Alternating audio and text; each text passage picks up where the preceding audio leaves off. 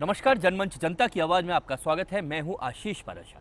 8 मार्च को राजस्थान सरकार अपना बजट पेश करने जा रही है। बजट यानी उम्मीदों का बजट और हालातों का बजट, और इन सब बजट के बीच में ये बात जरूर उठती है कि आखिर हालात क्या हैं और ज़रूरतें क्या हैं, और इस बजट के साथ लोगों की उम्मीदें कितनी लगी हुई हैं, कितनी जुड़ी हुई हैं।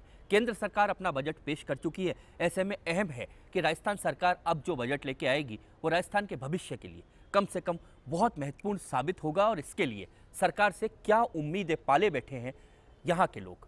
और इस चर्चा में जो लोग मेरे साथ पूरे समय बने रहेंगे, मैं उनका यहाँ पर परिचय कराना चाहूँगा। नमस्कार, मैं बाबूलाल गुप्ता, अध्यक्ष राजस्थान खाद्य पदार्थ व्यापार संघ। नमस्कार, मैं अनिल शाह, चार्टर्ड अकाउंटेंट हूँ। नमस्कार, मैं Banechand Jain, all Rajasthan agriculture trade industries association president. नमस्कार, मैं नितिन शर्मा, चार्टर्ड अकाउंटेंट। अनिल शेखावत। नमस्कार, संजय घिया, चार्टर्ड अकाउंटेंट। नमस्कार, मैं श्रुति Rajesh Bhattacharya ji, Maharshi Arvind college MBA department, faculty. नमस्कार, मैं सुशील आसोपा, सचिव प्रदेश कांग्रेस कमेटी। कि इसके अलावा काफ़ी सारे छात्र हमारे साथ यहाँ पर हैं जो महर्षि अरविंद इंस्टीट्यूट से हमारे पास यहाँ पर आए हैं। सबसे पहले अनिल जी, आप ही के साथ शुरू करूँगा। जो हालात हैं इस समय देश या प्रदेश की बात की जाए, उसमें बड़ी चुनौती है बजट सरकार के लिए। बजट एक ऐसा विषय है जिसमें एक लेखा जोखा, क्या आय होने वाली है और क्या खर्चा। आय और व्यय का जो अनुमान हर सरकार और सरकार के नुमाइंदे बैठ के जो लगाते हैं, बजट एक उसका लेखा जोखा का है। बजट निश्चित रूप से जनकल्याणकारी होना चाहिए, और मैं ये दावे के साथ कह सकता हूँ कि भारतीय जनता पार्टी की राजस्थान सरकार गरीब तबके के मजदूर और किसान वर्ग का ध्यान रखते हुए बजट का बनाएगी। मेरी उम्मीद है कि वो आम जनता के हितों को ध्यान रखते हुए बनेगा। चलिए, आपके पास सीधे मैं आता हूँ यहाँ पर सुशील जी के पास। सुशील जी, जो बजट कुल मिलाकर जिस बजट की बात करते हैं, आपने कहा एक लेखा जोखा है, लेकिन मुझे लगता है कि साल भर सरकार की वो एक छाया होती है। बजट सीधे तौर पर सरकार क्या परिलक्षित करना है साल भर में, वो एक छाया प्रस्तुत करती है। दूसरी चीज़, केंद्र का एक बजट आ चुका है, और इस बार महत्वपूर्ण ये है कि केंद्र का बजट किसान और गांव, उसको काफ़ी उस बजट में ध्यान दिया गया है। हालांकि आप नहीं मानेंगे, लेकिन फिर नहीं, भी मैं प्रमाणित करूंगा, लेकिन मुझे इतने पैनल में उतना समय नहीं मिलेगा। यही हमारे साथ थोड़ा चैनल्स में बात रहती है। देखिए, बजट आपने जो लेखा जोखा कहा, मैं उससे पूरी तरह सहमत नहीं हूँ। अगर लेखा जोखा हो तो मुख्यमंत्रियों को या वित्त मंत्रियों को 1.5-2 घंटे तक भाषण देने की ज़रूरत नहीं है। वो उसको पॉपुलिस्टिक बनाते हैं, उसको राजनीतिक रंग देते हैं, और उसको चुनाव के 5 साल बाद हो, 3 साल बाद हो या 2 साल बाद हो, उसको शामिल करते हुए बात करते हैं। तो मेरा ये कहना है कि चाहे कांग्रेस का मुख्यमंत्री हो या बीजेपी का मुख्यमंत्री हो, हमारे प्रदेश कांग्रेस के युवा अध्यक्ष पायलट साहब ने बड़ी सार्वजनिक रूप से कहा है, इस सरकार को कहा है कि आप बजट बनाने जा रहे हो, आप पिछले 2 बजट में आपने जो घोषणाएं की और स्वराज संकल्प पत्र जो आपने अपना दिया था, घोषणा पत्र, उसमें जो आपने वादे किए, उनमें आप कहाँ कहाँ किस माइलस्टोन पे पहुँचे हो, वो आप इस बजट के प्रथम भाग में बताओ, और आगे क्या करने वाले हो दूसरे भाग में बताओ। पर दुर्भाग्य ये है कि 2 सालों में न तो इन्होंने दूसरे बजट में पहले साल का बताया, मैं आपको पहले ही कह देता हूँ, 8 मार्च को ये पिछले 2 साल का कोई नहीं, क्या अचीवमेंट्स नहीं बताने वाले। इनको तो आप टोक रहे हैं। क्या आपने कभी ऐसा किया आपके बजट में? क्या मैं कांग्रेस के आपको 5 साल शासन रहा? मैंने आपको ये कहा है कि मैं कांग्रेस हो या बीजेपी हो, हमारे पीसीसी अध्यक्ष, युवा अध्यक्ष ने कहा है, अगर पिछली सरकारों ने नहीं किया है और हमें आगे अवसर मिलेगा तो हम निश्चित रूप से इस बात को उठाएंगे। मैं कांग्रेसमैन होने के नाते ये नहीं कह रहा हूँ कि कांग्रेस के किसी मुख्यमंत्री ने ऐसा नहीं किया तो आगे हम सुझाव नहीं देंगे। निश्चित रूप से सुझाव देंगे और दबाव के साथ सुझाव देंगे। बने सिंह जी, आपके पास आता हूँ। पिछले अगर हम बजट की बात करें तो घोषणाएं बहुत सारी हुई थी, लेकिन कम राजस्व के चलते बहुत सारी घोषणाएं ऐसी भी थी जो अटक गई। नहीं, मैं agriculture trade and industries association से हूँ। हम उम्मीद करते हैं ये जो बजट आने वाला है, उस बजट के अंदर हमारे एग्रीकल्चर में जो सिंचाई उपकरण हैं जो बिजली से चलते हैं, उसमें पड़ोसी राज्यों में टैक्स है 4, 4.5 और 5% है, परंतु यहाँ पे अभी भी 14.5% इस पर टैक्स लिया जाता है राजस्थान गवर्नमेंट में। यदि राजस्थान गवर्नमेंट ये चाहती है यहाँ के किसानों को हम फायदा पहुँचाएँ, तो फिर उनको ये टैक्स की जो पड़ोसी राज्यों के बराबर है, कम से कम उतना तो टैक्स कर ही देना चाहिए। दूसरी एक समझ, अभी आता हूँ मैं आपके पास। बाबूलाल जी, आपके पास आ रहा हूँ। बाबूलाल जी, जवाबदेहिता सरकारों की एक बड़ा विषय है, क्योंकि ये जो आसोपा जी ने जो विषय उठाया ये वो बहुत महत्वपूर्ण विषय है। प्रश्न ये है कि स्टेट ने क्या लेना है बजट में और केंद्र ने क्या देना है। केंद्र ने स्पष्ट किया कि किसान को हम आगे बढ़ाएंगे, रूरल डेवलपमेंट करेंगे और रूरल डेवलपमेंट के लिए इतना फंड हम रखते हैं और किसान के लिए इतना फंड रखते हैं। बहुत बढ़िया बात है। और एक बात और कह दी जो अभी मेरे भाई ने भी कही कि किसान की जो कमाई है वो डबल कर देंगे 5 साल में। और तो मैं सीधा सीधा राजस्थान से रिलेटेड बात आपसे करता हूँ कि आज 10 साल हो गए, जितनी क्रॉप पहले होती थी 10 साल पहले उससे 1 लाख टन कम, 1 लाख टन ज़्यादा। ये तो 10 साल का फिगर है।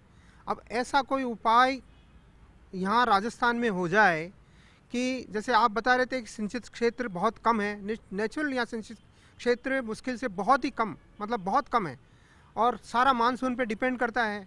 अब ऐसी स्थिति में कई बार इनको सुझाया जाता है कि भाई ऐसी क्रॉप ला के आइए, ऐसे सीड लेके आइए।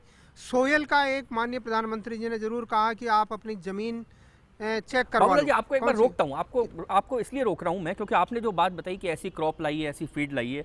मैं वापस अनिल जी के पास आता हूँ। अनिल जी, जो बाबूलाल जी ने कहा 1 लाख टन साल में ऊपर या नीचे, अभी हम इससे आगे नहीं बढ़ पाए, लेकिन आपकी सरकार के कृषि मंत्री कभी जैतून उगाते हैं, जैतून रिफाइनरी की बात करते हैं, कभी पिस्ता उगाने की बातें करते हैं। राजस्थान की आम फसल जो आम आदमी की रोटी चाहिए वो फसल उग जाए, 1 लाख टन से आगे पीछे हम जा नहीं पा रहे।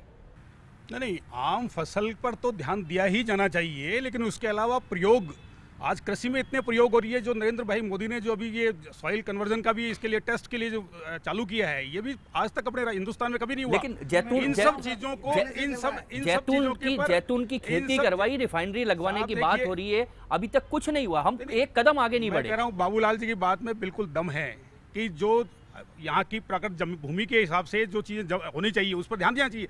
यहाँ सिंचाई के पानी की कितनी कमी है। अब ये भी इसी बीजेपी गवर्नमेंट ने सिंचाई के लिए 26 लाख हेक्टेयर भूमि को और 2018 तक इसके अंदर सिंचाई पानी पहुँचाने तक की व्यवस्था करने की बात कर रहे हैं।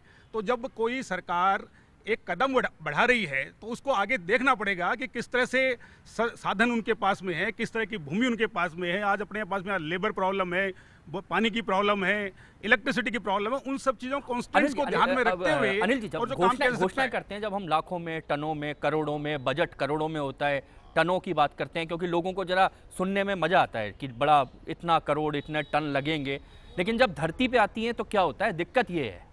नहीं, ऐसा नहीं है साहब। ये लाखों टनों करोड़ों के इसी में सब भाषाएं, इसी में बातें होती है। और इसी तरह आज देश 60 साल के अंदर कितनी बातें कर ली जाए, अगर लाखों कोई किलो के अंदर तो बात अगर उपजाऊ की भूमि की होगी नहीं, अगर कोई टन्स के अंदर ही को कैलकुलेशन आएगा और टन्स के अंदर ही प्रोडक्शन हो भी रहा है।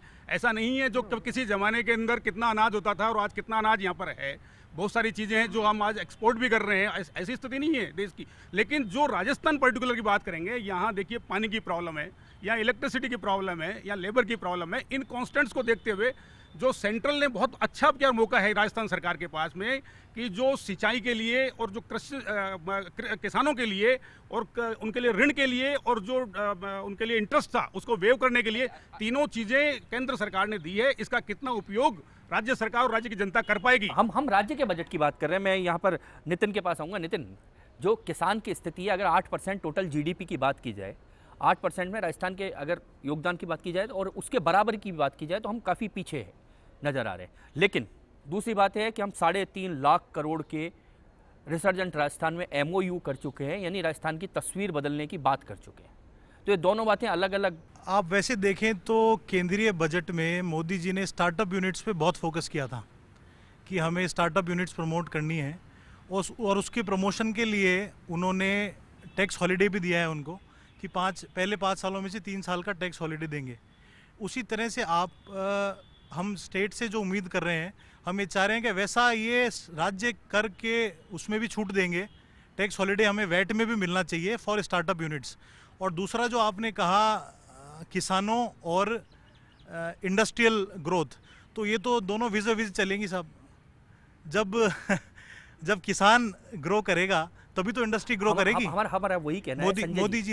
मोदी जी ने इस बार मैक्सिमम जो फंड दिया है वो गांव में दिया है, किसानों में दिया है। जब किसान के पास पैसा जाएगा तो दैट विल क्रिएट डिमांड। जब इकोनॉमी में डिमांड क्रिएट होगी तो डेफिनेटली इंडस्ट्री तो ग्रो करेगी, तो ये दोनों तो हैंड इन हैंड चलेंगे। हैंड इन हैंड चलेंगे। संजय जी, मैं आपके पास आता हूँ। बात किसान की है। राजस्थान का किसान भी उम्मीद लगा के बैठा है, क्योंकि राजस्थान में जो स्थितियाँ अभी हम चर्चा कर रहे थे, बहुत बड़ा, अगर राजस्थान के विकास की बात करेंगे और विकास में योगदान की बात करेंगे तो एग्रीकल्चर पे कहीं ना कहीं हमको फोकस करने की ज़रूरत है। देखिए, पहली बात तो मैं ये चाहूँगा कि अपन जो बजट पे डिस्कशन कर रहे हैं, जो इन्होंने बताया बाकी मेरे साथी लोगों ने कि बजट में फिगर्स ज़्यादा होते हैं, तो मेरा ये मानना है कि जो बजट प्रेजेंटेशन है वो सरकार की नीतियों का होता है, उसमें सरकार की सोच का प्रेजेंटेशन है। और बजट जो है उस सरकार के 5 साल के कार्यक्रम में सरकार ने क्या शुरू में डिसाइड किया है, उसी हिसाब से ईयरली वो उसमें एलोकेट करते हैं। तो आपने कोई देखना चाहिए कि सरकार का पहले 2 सालों का बजट में सरकार ने क्या घोषणाएं की थी, क्या उन्होंने प्रायोरिटी एरिया लिया था। ऐसा नहीं हो सकता कि एक साल में आपने बजट में एक सेक्टर को दे दिया, दूसरे साल में उसको इग्नोर कर दिया, या दूसरे साल को बहुत ज़्यादा दे दिया। तो आपने उसको बैलेंस भी रखना पड़ता है। तो सरकार के पास इस समय बजट में सभी सेक्टर को ध्यान देना जरूरी है, चाहे वो खेती एग्रीकल्चर से रिलेटेड हो, चाहे रूरल डेवलपमेंट से रिलेटेड हो, पानी से रिलेटेड हो, क्योंकि water is very crucial Rajasthan के लिए। सरकार ने पिछली बार कहा था कि सड़कों का 20,000 किलोमीटर सड़कें बनाई जाएंगी, पावर का बहुत जनरेट किया जाएगा। बिल्कुल, आप जो कह रहे हैं मैं उस बात पे एक बार आना चाह रहा हूँ, लेकिन एक बार श्रुति जी के पास चलूँगा। श्रुति जी, मैं आपके पास वापस लौटूंगा। जो आप कह रहे थे कि पिछली बार सरकार ने क्या कहा, हम जब सरकारें कहती हैं तो हम उम्मीद लगा कर बैठते हैं कि ऐसा होगा, लेकिन अगले साल क्या ये समीक्षा, क्या ये सरकार की जवाबदेहिता तय नहीं होनी चाहिए? जी, मैं आपको पहले बताना चाहूँगी, मैं अशोक जी की बात से बिल्कुल सहमत हूँ। जैसे जो केंद्र सरकार जो नीतियाँ देती है, वो जिस तरीके से उनका प्रेजेंटेशन होता है, मुझे लगता है इसकी इतनी ज़्यादा ज़रूरत नहीं होती है। दूसरी चीज़, मैं नितिन जी की बात से भी सहमत हूँ। वो कह रहे हैं इंडस्ट्री और एग्रीकल्चर दोनों हाथों हाथ चलते हैं, हैंड ही चलता है। एग्जैक्टली पिछले साल जो सरकार ने हमको बजट पेश किया, उसमें हमने कई कुछ सुना, सब कुछ उम्मीद रखी, पर जैसे मैं शिक्षिका हूँ तो मैं फ़िलहाल भी यही उम्मीद करती हूँ कि अब जो होगा उसमें एजुकेशन सेक्टर में भी बहुत अच्छा कुछ मिले, और इसी क्रम में आगे एजुकेशन सेक्टर में छेड़ना नहीं चाह रहा था, लेकिन अब वो आपने हाँ, शुरू कर दिया है। मैं एजुकेशन सेक्टर से हूँ तो मैं चाह रही थी। मैं एक ब्रेक लूंगा और ब्रेक के बाद जब लौटूंगा तो ये 2-3 विषय जो राजस्थान के लिए महत्वपूर्ण है उन पर चर्चा करूंगा। फिलहाल लेते हैं एक ब्रेक।